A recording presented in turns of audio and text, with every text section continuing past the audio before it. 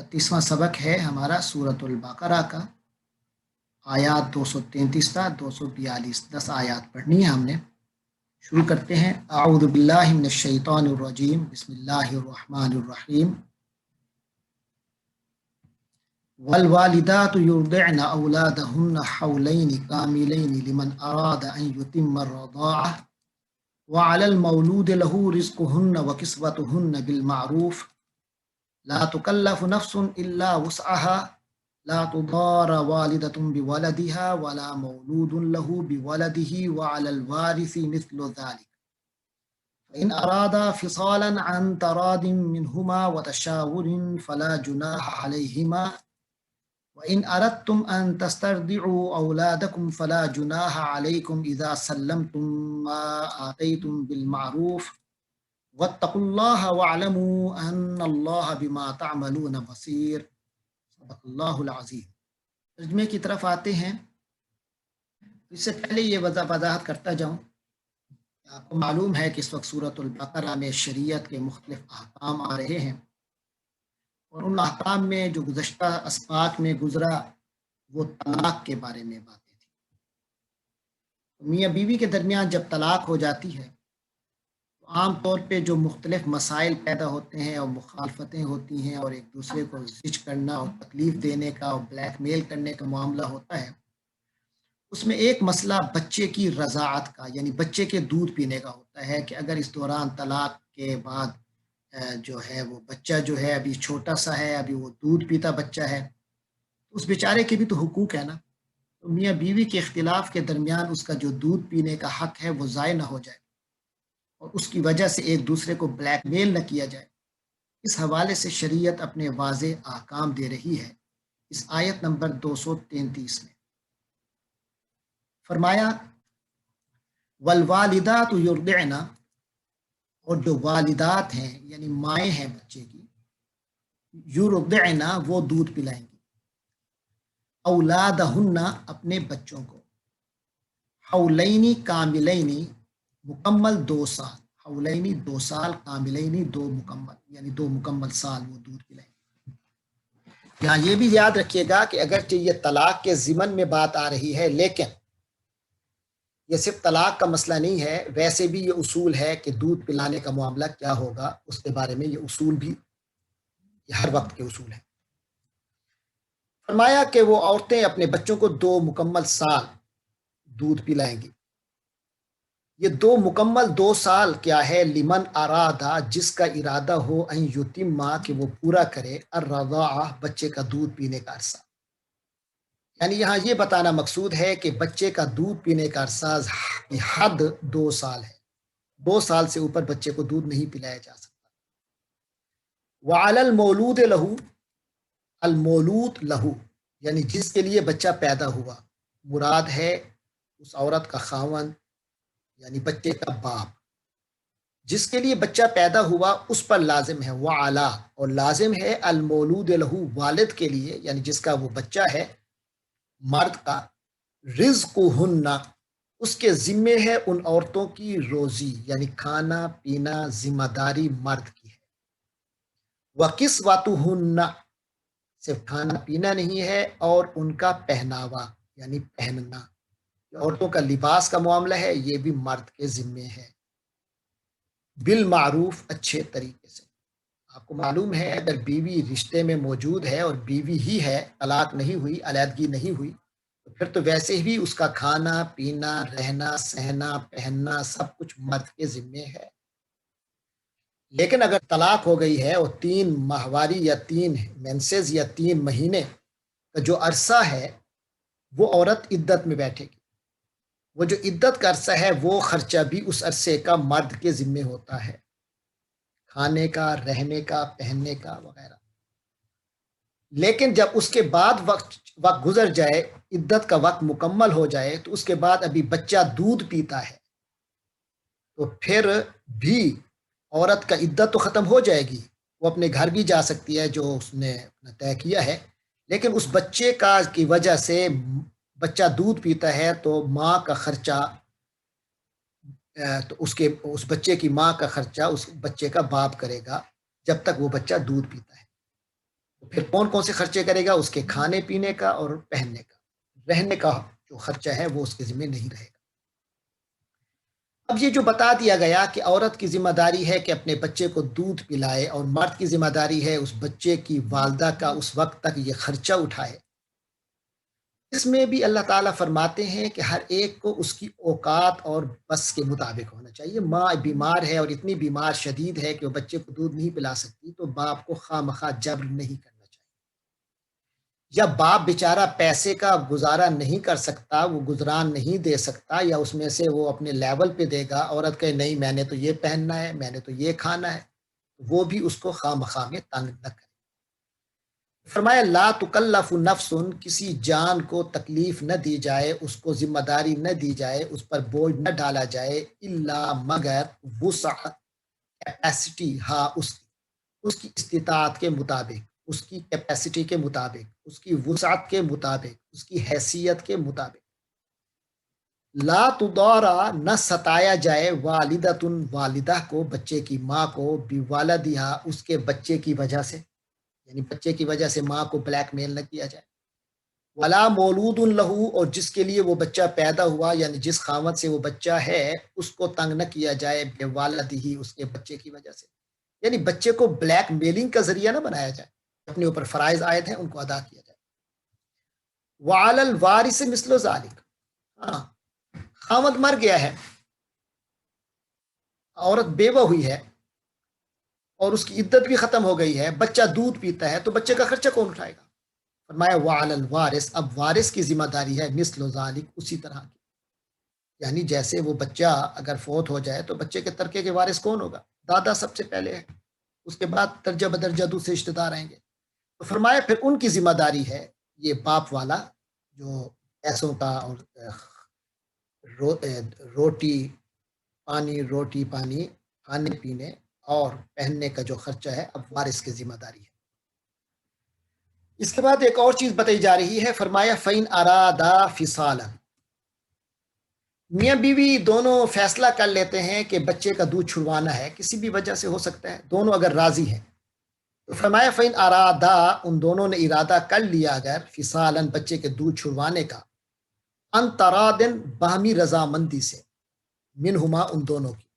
ان دونوں نے باہمی رضامندی کی، وتشاورن، اور باہمی مشورہ کیا اور دونوں راضی ہو گئے کہ بچے کا دودھ چھڑوانا چاہیے،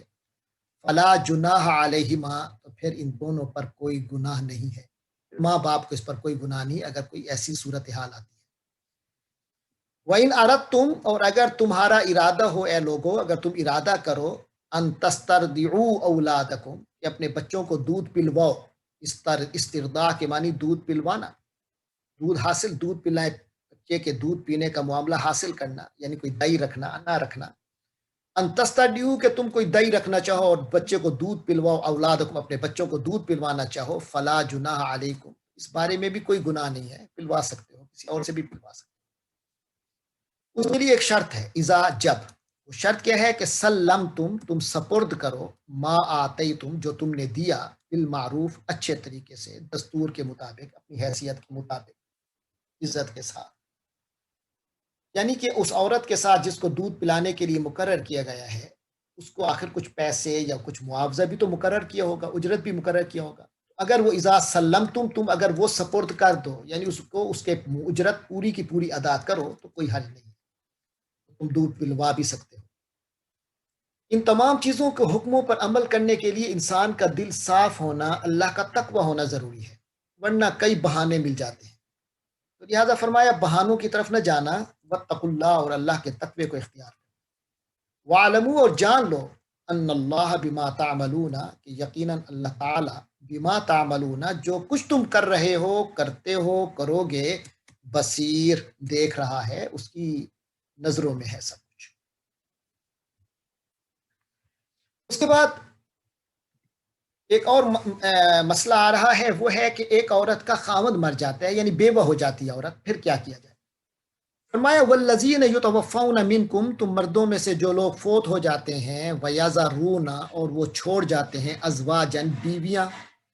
ایک بیوی یا دو بیوی، تین بیوی، چار بیوی، تو بیویاں ہو گئیں،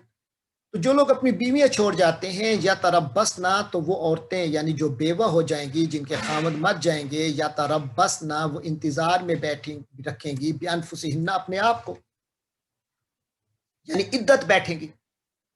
وہ عدت کی مدت کیا ہے کہ ایک مطلقہ کی عدت کی مدت تو 3 حیض ہے یا 3 مہینے ہو گئے۔ جو وفات پا جائے جس کا خاوند، اس کی عدت کی مدت فرمائی 4 اشہر و عشرا، اس کی مدت 4 مہینے اور 10 دن ہے۔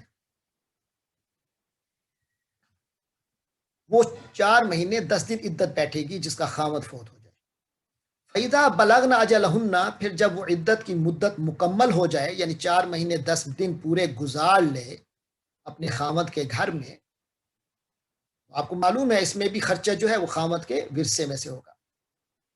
رہنا بھی وہی ہوگا، اسے وہاں سے کوئی نکال بھی نہیں سکتا، اور اس کا کھانا پینا رہنا اور پہننا سب ان کی ذمہ داری ہے۔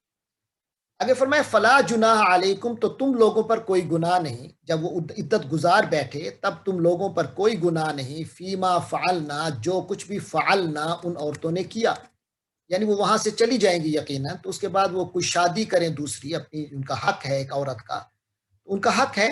فی انفسہن کہ وہ اپنے بارے میں جو بھی کریں تم روک ٹوک نہیں کرو گے، اور انہیں کوئی گناہ نہیں، تمہارے اوپر کوئی گناہ نہیں، وہ جو کچھ کریں بالمعروف، لیکن معاملہ جو ہے وہ معروف کے مطابق ہونا چاہیے، دستور کے مطابق ہونا چاہیے، شریفانہ سوسائٹی کے مطابق ہونا چاہیے۔ آگے فرمایا واللہ بما تعملون، اور اللہ تعالیٰ جو کچھ تم کرتے ہو خبیر، اس سے باخبر ہے، اللہ سے کوئی چیز چھپی ہوئی نہیں ہے۔ آپ کو معلوم ہے کچھ عورتوں کے مرد فوت ہو گئے، یا کوئی مطلقہ بیٹھی ہوئی ہے عدت کے اندر، اسی دوران کچھ گھر کے یا دوسرے مردوں کے ذہن میں آتا ہے کہ ہم ان سے شادی کرتے ہیں، ہم ان کو اپنے نکاح میں لاتے ہیں، اس کا طریقہ کار کیا ہے، اس کے لیے کیا طریقہ کار اختیار کیا جا سکتا ہے، اس کے بارے میں رہنمائی ملتی ہے اس آیت نمبر 235 میں۔ فرمایا ولا جناح علیکم، اور تمہیں کوئی گناہ نہیں، تم پر کوئی گناہ نہیں ہوگا، فی ما، اس بارے میں، ارد تم بھی، جو تم اشارتاً کر لو، من خطبت النساء، عورتوں سے شادی کے پیغام کی، نکاح کے پیغام کے حوالے سے اگر کوئی اشارتاً بات ہو جائے تو کوئی حرج نہیں ہے۔ او اکنن تم، یا تم چھپا کے رکھو، فی انفسکم، اپنے دلوں میں، یعنی یہ دل میں خیال رکھ لو کہ میں اس محترمہ سے شادی کروں گا، ارادہ ہے تو اس کو دل میں رکھ لو، یا پھر عورت تک بات پہنچانی بھی ہے تو اشارے سے بات پہنچا سکتے ہو، یہ نہیں کہ باقاعدہ طے کر لیا جائے جی ہماری شادی ہوگی، یہ شادی کی باتیں نہیں کرنی چاہیے۔ ہاں اتنا ضرور کہا جا سکتا ہے کہ ہم کسی اچھی لڑکی کے تلاش میں ہیں، اس طرح کی اشارے میں بات چلی جائے تو وہ یقینی بات ہے، پتہ چل جائے گا کہ مجھے کہا جا رہا ہے اور یہ کہا جا رہا ہے، تو اشارتاً ضرور اجازت ہے، لیکن واضح صراحت کی اجازت نہیں ہے۔ فرمایا عالم اللہ انکم، اللہ تعالیٰ کو تو علم میں ہے، انکم ستذکرونہن، کہ تم ان عورتوں کا خیال رکھو گے، یعنی تم ان عورتوں کا ذکر کرو گے، یعنی تمہارے دلوں میں خیال آئے گا ان عورتوں کا، ولیکن لا تواعدوہن، لیکن تم ان سے وعدے وعید مت کرو، ایک دوسرے سے وعدے مت کرو، سرن چھپ کر وعدے نہیں کرنے کہ ہماری شادی ہوگی اب ہوگی، اس طرح الا، مگر اتنی اجازت ہے، ان تقولو، کہ تم کہو، قولن، کوئی بات کرو، معروف، اچھے اور شریفانہ انداز سے، سوسائٹی کے ایک شریفانہ جو انداز ہوتا ہے اس کے مطابق تم ان سے کوئی اشارتاً بات کر سکتے ہو، جیسے میں نے ابھی بتایا۔ ولا تعزموا، لیکن پکا نہیں کرو گے، عقدۃ النکاح، نکاح کے بندھن کو، یعنی نکاح کے بارے میں کوئی پکی بات اور دن وغیرہ طے نہیں کرو گے، حتی یبلغ الکتاب اجلا، یہ تب تک تمہیں روکا جا رہا ہے اس چیز سے، پکی بات کرنے سے اور ڈیٹس طے کرنے سے، فرمایا اس وقت تک جب تک کہ یبلغ الکتاب، وہ جو لکھی ہوئی یعنی عدت ہے، مقررہ مدت ہے، وہ مکمل ہو جائے، اجلا، اپنی پہنچ جائے، اجلا، اپنی مقررہ مدت تک، یعنی جب تک عدت مکمل نہیں ہو جاتی اس وقت تک تم ایسی پکی بات اور وعدے نہیں کر سکتے۔ وَاعْلَمُوا، اور جان لو، ان اللہ یعلم، یقینا اللہ تعالیٰ جانتا ہے، ما فی انفسکم، جو تمہارے دلوں میں ہے، فاحذروا، لہذا بچ کے رہو، اللہ سے ڈرتے رہو، کوئی مذاق، اللہ کے حکم کا مذاق نہ بناؤ، کوئی مذاق مت بناؤ، اللہ کے حکموں کی خلاف ورزی مت کرو، اللہ کو سب معلوم ہے۔ وَاعْلَمُوا، اور جان لو، ان اللہ غفور، یقینا اللہ تعالیٰ بہت بخشنے والا، حلیم، بردبار ہے۔ اگر تم اللہ کے حکموں پر چلو گے تو اللہ تمہارے پرانے گناہوں کو بھی بخش دیتا ہے، اور اگر تم خدا نخواستہ غلط کام کرتے ہو، حکم کی کو وائلیٹ کر بیٹھتے ہو، تو تمہیں فوری سزا نہیں ملتی، تو اس کی وجہ یہ ہے کہ اللہ حلیم ہے، بردبار ہے، فوری سزا کبھی نہیں دیتا، انسان کو ڈھیل دیتا ہے۔ وہ طلاق کی باتیں چل رہی تھیں، تو اس حوالے سے آپ کو معلوم ہے عام طور پہ تو طلاق اس وقت ہوتی ہے کہ مرد میاں بیوی اپنے پورے تعلقات بھی کچھ کر چکے ہوتے ہیں، کبھی کچھ بچے بھی ہو چکے ہوتے ہیں، کبھی نہیں بھی ہوتے، لیکن کبھی ایسی صورت بھی آتی ہے کہ بس جسٹ شادی ہوئی تھی، لیکن میاں بیوی کو وہ تنہائی میں وہ جو ایک میاں بیوی کا ایک خصوصی تعلق ہوتا ہے اس طرح کا معاملہ نہیں ہوا، اور حق مہر بھی مقرر نہیں ہوا۔ اس صورت میں اگر مرد عورت کی شادی ہو گئی مگر نہ حق مہر مقرر ہوا ہے اور نہ ہی وہ میاں بیوی کا خاص معاملہ ہوا ہے، تو پھر طلاق دے دے تو پھر کیا صورت ہو؟ اللہ تعالیٰ رہنمائی فرماتے ہیں، فرمایا لا جناح علیکم، تمہیں کوئی گناہ نہیں، ان طلقتم النساء، اگر تم نے عورتوں کو طلاق دے دی، طلاق دے بیٹھے، ما لم تمسوہن، جب اس وقت تک کہ تم نے ان کو چھوا نہیں ہے، او تفریدوا لہن فریدا، ان کا حق مار یا ان پر جو تم نے طے کرنا تھا وہ مقرر نہیں کیا ابھی تک، تو پھر کیا کرنا ہے؟ فرمایا ومتعوہن، اور تم ان کو متعہ دے دو۔ یہاں شریعت کی اصطلاح میں متعہ وہ متاع ہے، وہ سامان ہے جو عورت کو ویسے تحفتاً دے دیا جائے، یعنی نکاح ہو گیا، شادی ہو گئی مگر اس سے وہ والا معاملہ نہیں ہوا اور نہ ہی حق مار مقرر کیا تھا، اب پھر عورت کو ایسے طلاق دے دی تو اب بالکل فارغ نہ کرو، اس کو کچھ نہ کچھ تحفہ تحائف دے دو، جس کی کم از کم حد ایک جوڑا ہے۔ وہ جوڑا کتنا ہو یا تحفے تحائف کتنے ہوں؟ فرمایا علی الموسع، جو وسعت رکھنے والا شخص ہے یعنی صاحب حیثیت ہے، قادرہ، وہ اپنی حیثیت کے مطابق دے، وعلی المقتری، اور جو تنگ دست ہے، جو صاحب حیثیت نہیں ہے، بیچارے کے پاس کوئی خاص خوشحال آدمی نہیں ہے، غریب ہے، تو قادرہ، وہ اپنی حیثیت کے مطابق دے گا، متاعن، سامان دے گا، بالمعروف، اچھے طریقے سے، اپنے خاندانی دستور کے مطابق عزت دار طریقے سے دے گا، ایسے ایسے اسے یہ نہیں ہے کہ بس نپٹا دیا، نہیں، بلکہ اچھے انداز سے دیا جائے۔ حقاً علی المحسنین، یہ جو محسنین ہیں یعنی نیک کا لوگ ہیں اللہ کے نزدیک، ان کے اوپر یہ حق بنتا ہے کہ وہ ایسا کریں، عورت کو کچھ عزت کے ساتھ، بے شک ٹھیک ہے نبھا نہیں ہو سکا لیکن روانہ کریں تو عزت کے ساتھ کریں اور کچھ دے کر کریں۔ جب ایک اور صورت ہے کہ حق مار مقرر ہو گیا تھا، شادی بھی ہو گئی، لیکن وہ خاص معاملہ نہیں ہو سکا، میاں بیوی کے درمیان خاص جو تعلق ہے وہ پورا وہ نہیں ہو سکا، اس کے بارے میں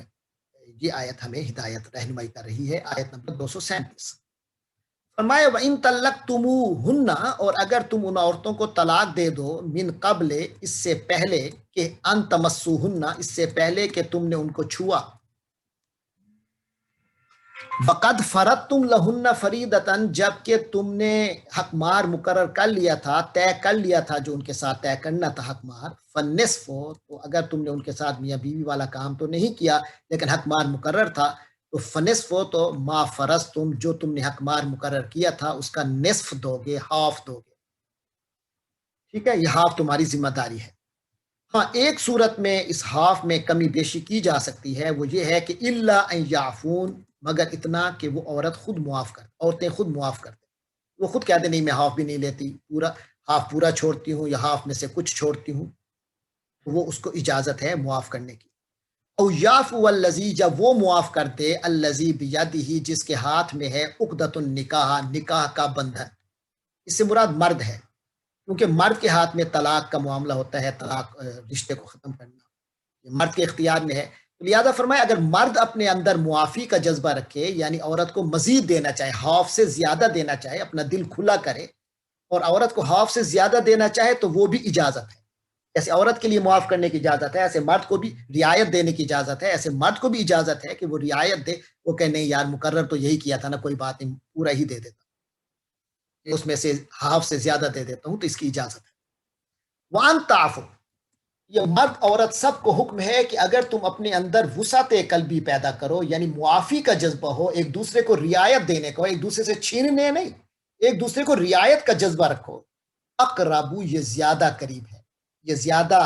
مناسب ہے للتقوی، تقوی کے لیے. یعنی دعوے تو بہت لوگ کرتے ہیں تقوی کا، لیکن یہ ہوتا ہے پیمائش، تقوی کی آزمائش کا وقت. یہ غصہ ہے، رنجش ہے، نبھا نہیں ہو سکا، طلاق دے دی ہے، لیکن اللہ تعالیٰ فرماتے ہیں کہ اس وقت اپنے اندر ایک دوسرے کے لیے رعایت کا جذبہ رکھو. وَلَا تَنْسَوُا الْفَضْلَ بَيْنَكُمْ، اور اپنے باہمی معاملات میں فراخ دلی کا برتاؤ کرنا مت بھولو. فضل کا برتاؤ یعنی فراخ دلی کا برتاؤ کرنا مت بھولو. ارے اللہ سے بھی تو فضل مانگتے ہو،